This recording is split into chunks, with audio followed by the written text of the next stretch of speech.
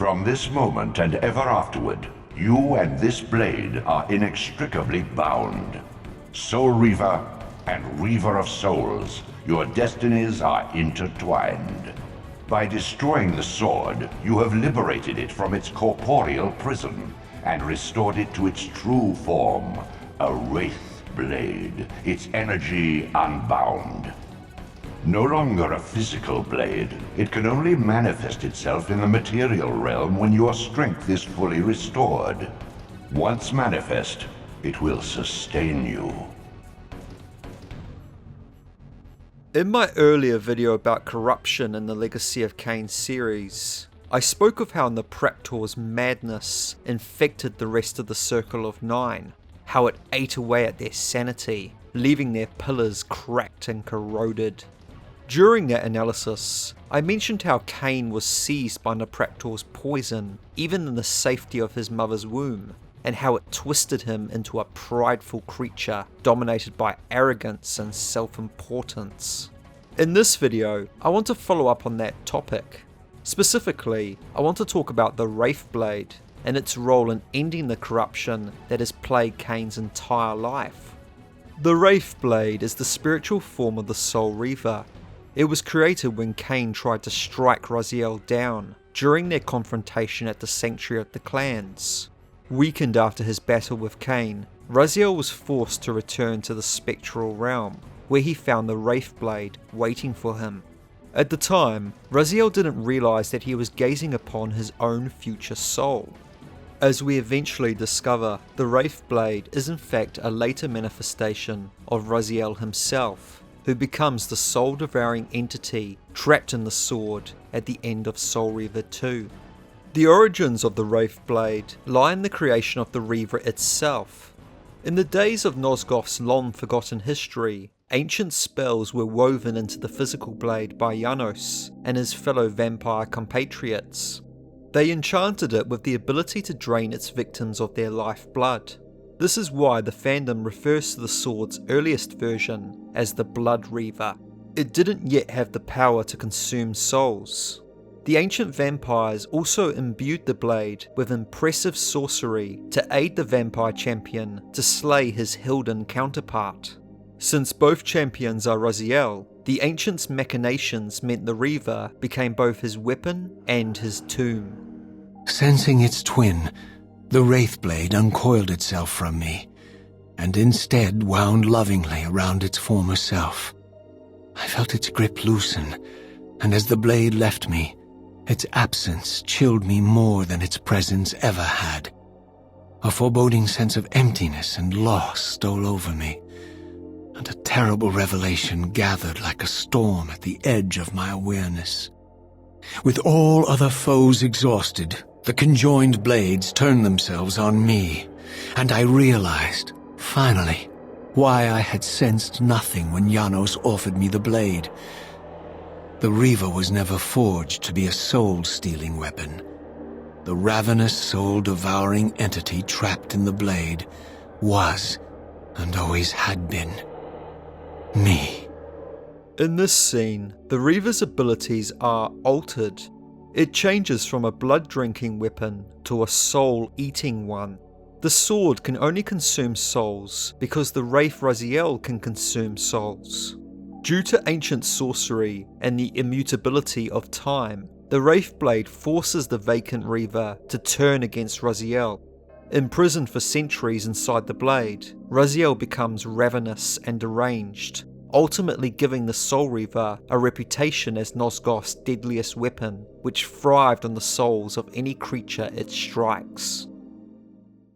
Earlier in the series, when Kain brought the Soul Reaver down against Raziel, the paradox shattered the blade. The inhabited sword could not devour its own soul.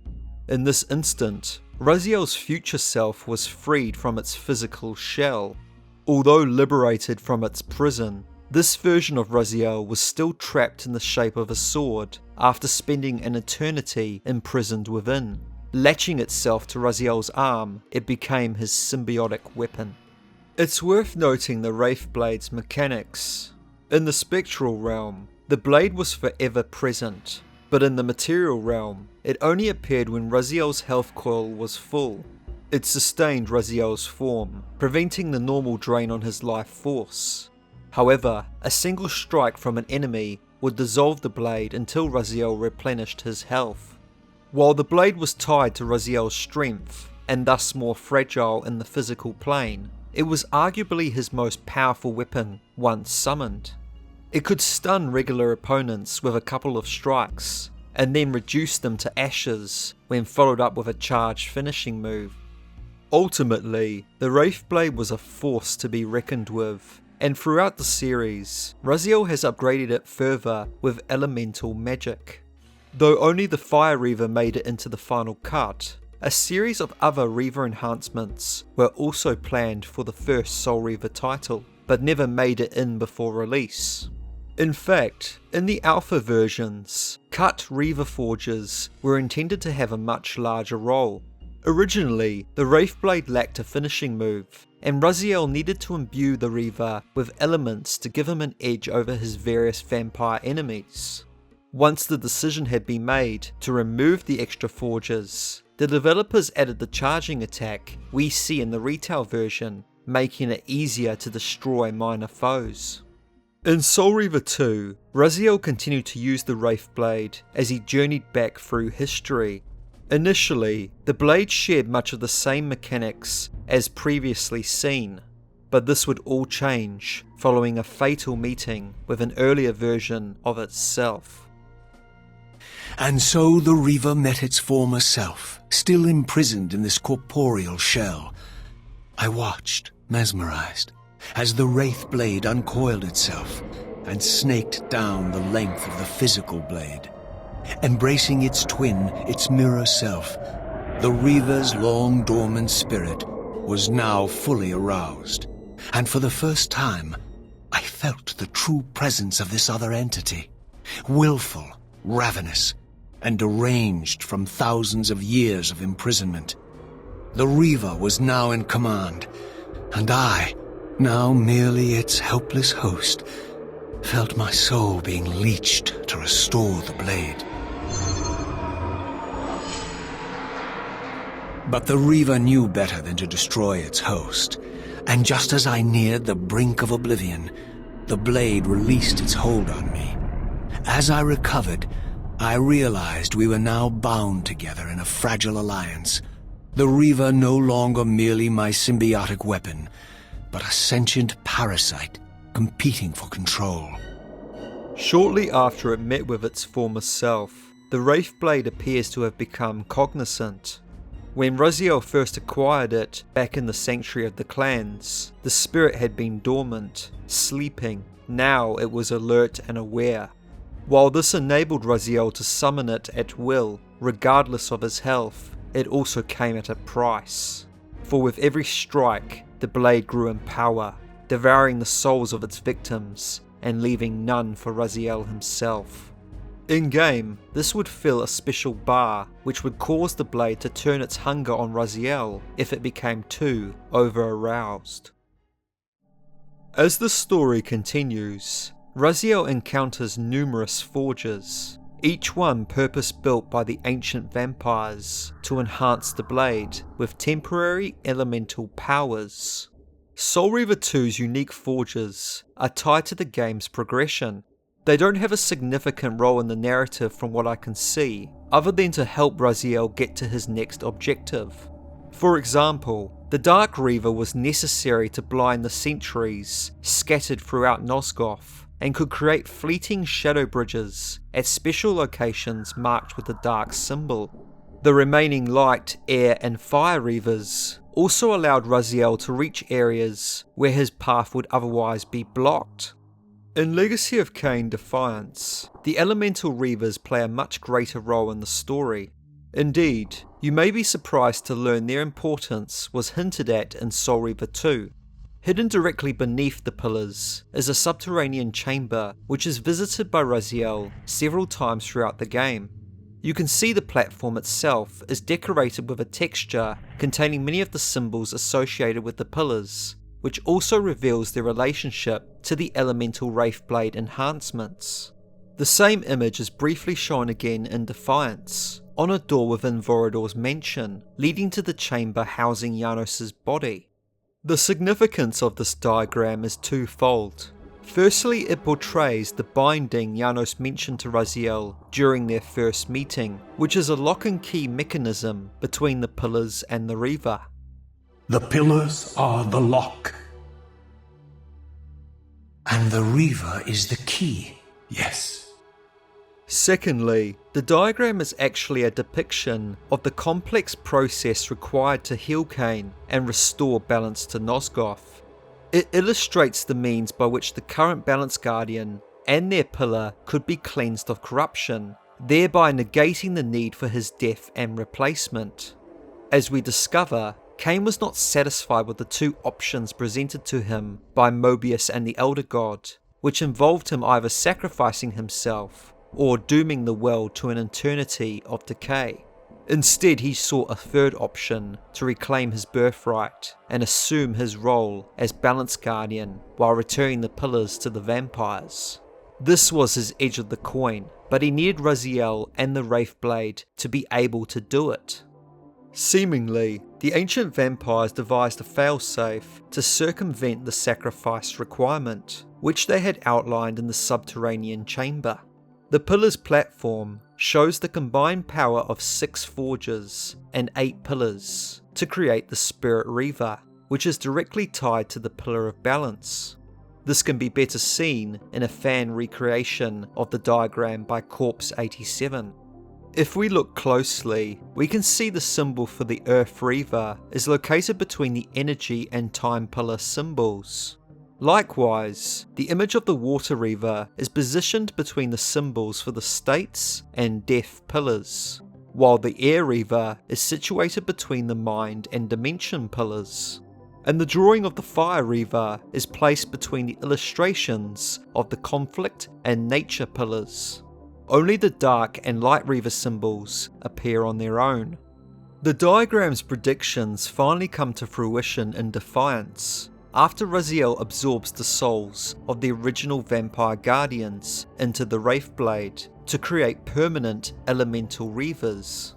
As per the diagram, this occurs in pairs, with the Conflict and Nature Guardians creating the Fire Reaver, the Mind and Dimension Guardians making the Air Reaver, the States and Death Guardians generating the Water Reaver, and the Energy and Time Guardians forming the Earth Reaver.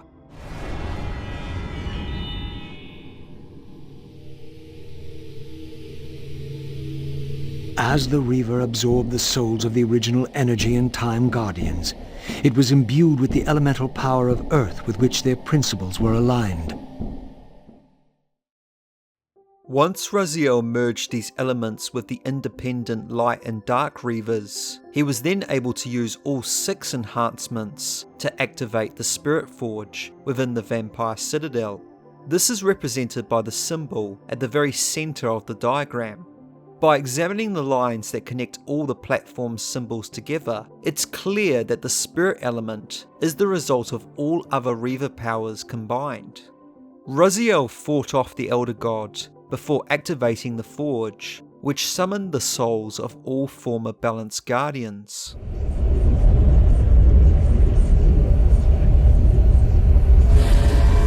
It is accomplished.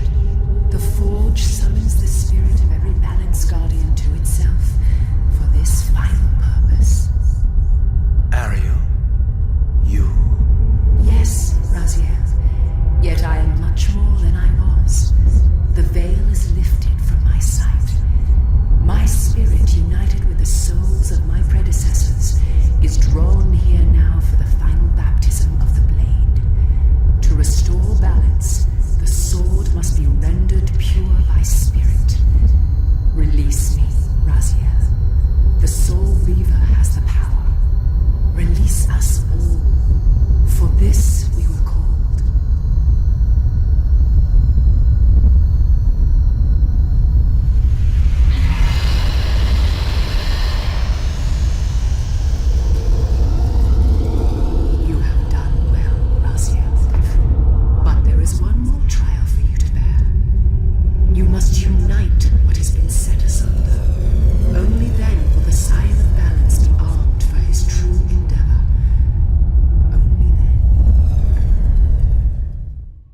The Spirit Reaver was the last and most powerful of Raziel's elemental enhancements. While it was formidable in combat and dealt a ton of damage, its true purpose was to purify the Sign of Balance, Kain, healing him of the corruption that has been with him since the very beginning. You know, one of the things I really enjoyed doing after publishing a Legacy of Kain video is getting to read your comments. Honestly, some of your fan theories blow me away with how insightful they are. In my previous video about Kain's corruption, a viewer by the name of Vinquintus speculated that when Raziel disperses the Wraith Blade into Kain, there's a good chance he might be returning a part of Kain's soul. Remember, when Kain resurrected Raziel and his brothers, he gave them each a piece of his soul. Through this method, the Seraphan commanders were raised as Kain's vampire sons, but they also carried his corruption within them. Later on, when Raziel murders each of his brothers in turn, he consumes their apostate souls. If we are to believe that their souls remain inside Raziel, then I don't think it would be a stretch to say they were all transferred to the Soul Reaver when Raziel became trapped in the physical blade. Essentially, what we are left with after the Soul Reaver is destroyed is a Wraith Blade that holds not only Raziel's primary soul, but also those of his brothers. Then, when the Spirit Forge purifies the blade, presumably Raziel and his brothers' spirits are also cleansed before being dispersed into Kain. I think the idea that Kain gets back those fragments of his soul he once parted with is beautiful and poetic. It effectively makes him whole again, and going forward from now on, I'm just going to imagine that this is what really happened, even though we have no official dialogue or comments from the developers to support this. But what are your thoughts? Do you have any other insights or theories you'd like to add? Let me know. If you enjoyed this breakdown of the Wraith Blade and want to see more Legacy of Kain content, please like and subscribe. With a new graphic novel coming out, and a remaster of the first two Soul Reaver games allegedly in the works, it's an exciting time to be a Legacy of Kain fan.